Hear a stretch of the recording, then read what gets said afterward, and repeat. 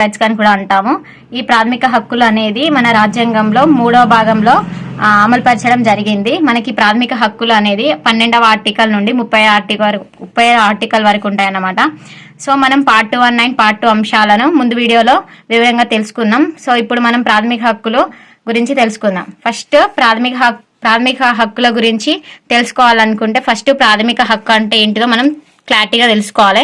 So ప్రాథమిక హక్కులు అంటే మన భారతదేశంలో ఉన్న ప్రతి పౌరుడికి కనీస హక్కులు తెలియజేయడమే ప్రాథమిక హక్కులు అన్నమాట. ఈ కనీస హక్కులు అంటే ఏంటి అంటే ప్రతి భారతీయ పౌరుడికి వ్యక్తిగతంగా స్వేచ్ఛగా బ్రతకడం అండ్ సమానత్వం అండ్ న్యాయం కోసం పోరాడమే ఈ ప్రాథమిక హక్కులు అన్నమాట. మొత్తం ప్రాథమిక హక్కులు 6 అన్నమాట. ఫస్ట్ వచ్చేసి సమానత్వపు హక్కు, ఇది 14వ ఆర్టికల్ నుండి 18వ ఆర్టికల్ వరకు ఉంటుంది అన్నమాట. సెకండ్ వన్ వచ్చేసి స్వేచ్ఛ హక్కు, ఇది 19వ ఆర్టికల్ నుండి 22వ ఆర్టికల్లో ఉండదన్నమాట. అండ్ థర్డ్ వన్ వచ్చేసి దోపిడీ వ్యతిరేక హక్కు, ఇది 23వ ఆర్టికల్ నుండి 24వ ఆర్టికల్ వరకు ఉంటుంది అన్నమాట.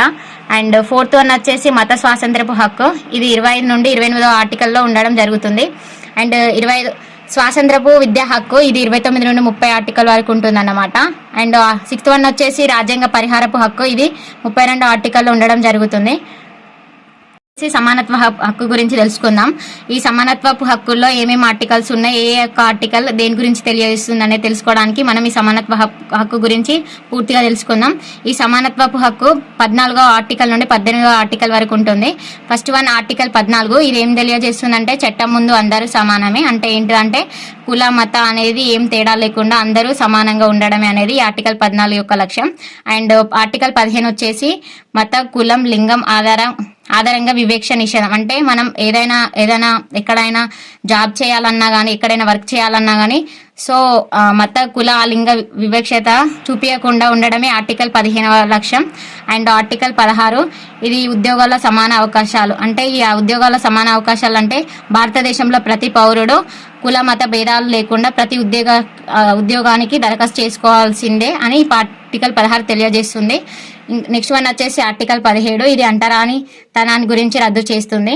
అండ్ ఆర్టికల్ 18 వచ్చేసి బిరుదుల రద్దు అంటే ఏంటిదంటే మన ప్రభుత్వం ఎవరికి కూడా లైక్ సార్ అని కానీ ఇంకా ఇట్లాంటి ఏం బిరుదులు ఇవ్వకూడదు. ఓన్లీ ఏం అలౌ చేస్తుందంటే మిలిటరీ ఎడ్యుకేషనల్స్ బిరుదులను మాత్రమే ఇవ్వడం జరుగుతుంది. ఎడ్యుకేషనల్ బిరుదులు అంటే లైక్ ప్రొఫెషనల్ అని డాక్టర్ అని ఇస్తారు కదా, అదే మన బిరుదులు అన్నమాట. ఇది ఆర్టికల్ 18 చెప్పవచ్చు. సమానత్వ హక్కుల్లో ఈ విధంగా 14 నుంచి 18 తెలియజేస్తాయి అన్నమాట. సెకండ్ వన్ వచ్చేసి స్వేచ్ఛ హక్కు అంటే రైట్ టు ఫ్రీడమ్, ఇది ఆర్టికల్ 19 నుండి 22వ ఆర్టికల్ వరకు ఉంటుంది అన్నమాట. ఫస్ట్ ఆఫ్ ఆల్ మనం ఆర్టికల్ 19 గురించి తెలుసుకుందాం. ఈ ఆర్టికల్ 19లో మనకు 6 స్వేచ్ఛ హక్కులు ఉన్నాయన్నమాట. ఒకటి మాట్లాడే స్వేచ్ఛ, సెకండ్ వన్ వచ్చేసి సమావేశపు స్వేచ్ఛ, థర్డ్ వన్ సంఘాల ఏర్పాటు, ఫోర్త్ వన్ దేశంలో తిరగడం, ఫోర్త్ వన్ నివాసం, అండ్ సిక్స్త్ వన్ వచ్చేసి వృత్తి అన్నమాట. అండ్ నెక్స్ట్ వన్ వచ్చేసి ఆర్టికల్ 20. ఆర్టికల్ 20 అనేది నేరాలకు సంబంధించిన రక్షణ అన్నమాట. ఈ ఆర్టికల్ 20లో నేరాలకు సంబంధించిన రక్షణ అంటే ఎవరైనా నేరస్తుడు ఒక దానికి శిక్ష పొందినప్పుడు అది అమలు అయినప్పుడు మాత్రమే ఒక శిక్ష మాత్రమే ఏం చెప్తుంది అన్నమాట. నేరాలకు సంబంధించిన రక్షణ అంటే ఒక నేరస్తుడు ఒక శిక్షను భరించినప్పుడు అది అమలు అయినాకనే ఇంకొక శిక్ష అనేది వేయడం జరుగుతుంది. ఒకేసారి 2 శిక్షలు వేయకూడదు అనేసి ఆర్టికల్ 20 చెప్తుంది అన్నమాట. ఆర్టికల్ 21 అనేసి జీవించే హక్కు. ఈ జీవించే హక్కు అంటే ఏంటంటే మన భారతదేశంలో పౌరుడు తనకి ఇష్టం వచ్చిన దగ్గర ఎక్కడైనా కూడా నివాసం చేయవచ్చు అనేది ఆర్టికల్ 21 చెప్తుంది అన్నమాట. ఆర్టికల్ 21A, ఇది వచ్చేసి 6 నుండి 14 సంవత్సరాల పిల్లలకు ఉచిత విద్య. అంటే 6 నుండి 14 సంవత్సరాల పిల్లలందరికీ ఉచిత విద్యను కల్పించాలనేదే ఈ ఆర్టికల్ 21A యొక్క లక్ష్యం. ఆర్టికల్ 22 అంటే ఇది అరెస్టు సమయంలో రక్షణ అంటే ఏం తెలియజేస్తుందంటే ఒక వ్యక్తిని మనం అరెస్ట్ చేసినప్పుడు సరైన రీజన్ తో అరెస్ట్ చేయాలి. అట్లానే 24 hours లో అరెస్ట్ చేసిన పర్సన్ ని కోర్టులో హాజరుపరచడమే ఆర్టికల్ 22 యొక్క లక్ష్యం. థర్డ్ వన్ వచ్చేసి దోపిడీకి వ్యతిరేక హక్కు, ఇది 23 నుండి 24వ ఆర్టికల్ వరకు ఉంటుందన్నమాట. ఆర్టికల్ 23 వచ్చేసి బలవంతపు శ్రమ నిషేధం. అంటే బలవంతపు శ్రమ నిషేధం అంటే ఏ వ్యక్తినైనా కూడా బలవంతంగా పనిలో పెట్టుకోవడం కానీ పని చేయించడం కానీ చేయకూడదనేసి ఆర్టికల్ 23 చెప్తుందన్నమాట. నెక్స్ట్ వన్ వచ్చేసి article 24.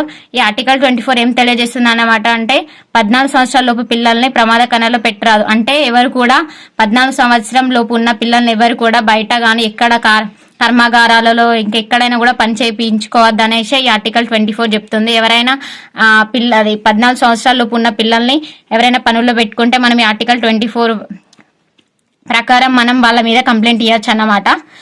Okay friends, next one వచ్చేసి మత స్వాతంత్రపు హక్కు. ఇది 25 నుండి 28 ఆర్టికల్ వరకు ఉంటుంది అన్నమాట. అందులో 25 ఆర్టికల్ వచ్చేసి మతాన్ని అనుసరించే హక్కు. అంటే భారతదేశంలో వివిధ రకాల మతాలు ఉంటాయి కదా ఫ్రెండ్స్, ముస్లిమ్స్, హిందూస్, క్రిస్టియన్స్ అని.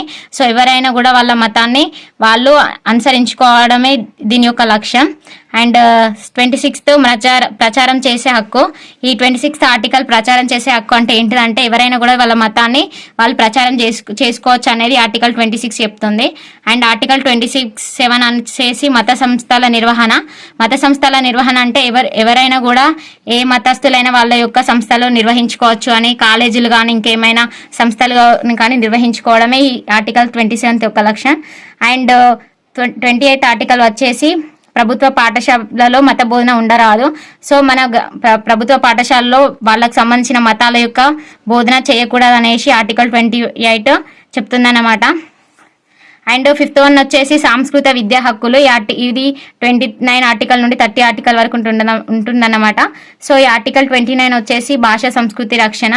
అండ్ ఆర్టికల్ 30 వచ్చేసి మైనారిటీలకు విద్యా సంస్థల స్థాపించే హక్కు. అండ్ లాస్ట్ వన్ వచ్చేసి రాజ్యాంగ పరిహార హక్కు. ఇది 32 ఆర్టికల్ నుండి 35 వరకు ఉంటుంది ఫ్రెండ్స్.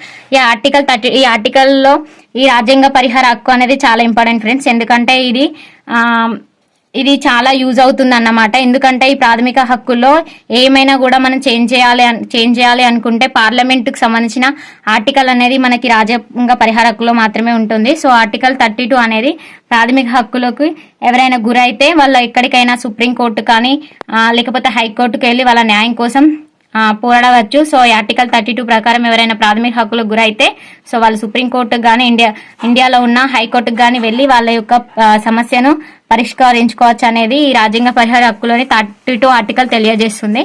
అండ్ 34 ఆర్టికల్ వచ్చేసి ప్రాథమిక హక్కుల నిలిపివేత. అంటే ప్రాథమిక హక్కుల నిలిపివేత అంటే ఫ్రెండ్స్ ఏంటిదంటే మనం బయట ఏమైనా యుద్ధాలు కానీ ఇంకేమైనా ఆర్థిక సమస్యలు వచ్చినప్పుడు కొన్ని ప్రాథమిక హక్కులు అనేవి నిలిపివేయడం జరుగుతుంది. సో ఆర్టికల్ 34 తెలియజేస్తుంది. నెక్స్ట్ వన్ వచ్చేసి ఆర్టికల్ 35 ఫ్రెండ్స్.